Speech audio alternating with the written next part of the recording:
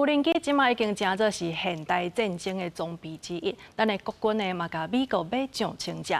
因为美国是表示讲，这台湾呢应该就要买较侪自杀的无人机，吓惊中国，嘛会当互伊唔敢过来甲咱侵犯。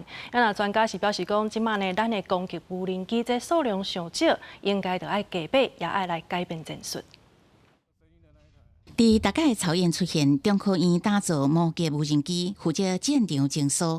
无人机是现代战争的主流，不过国军现役的无人机大部分是侦察为主，有攻击也是精打一体无人机数量明显无够。所以国军向美国采购685台，其他都300，各加291台 Otis 600MV， 拢总将近1000台攻击无人机。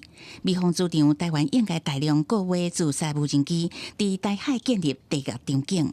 有了这样的无人机的这种战力之后啊，他说不定他就不会来登陆了啊！这个就是一种很强大的嚇阻的力量。那目前比如说陆战队啊，这个66旅啊，已经有要这个配备 大量的无人机哈，那其他的部队也有这样的脚步。专家讲，国军伫无人机的数量加战术的运用，比起国共已经慢一步，爱加紧改革步伐。攻击无人机做战场的关键战力，消磨速度真紧，所以国军有意搁增加购买。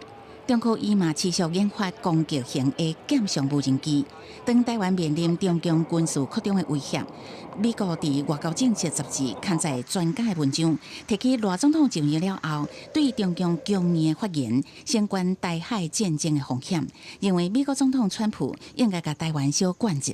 美国要求台湾增加国防预算到10%到10%，那势必他也要授予台湾 更高精密的武器，才能够达到这样的国防比例。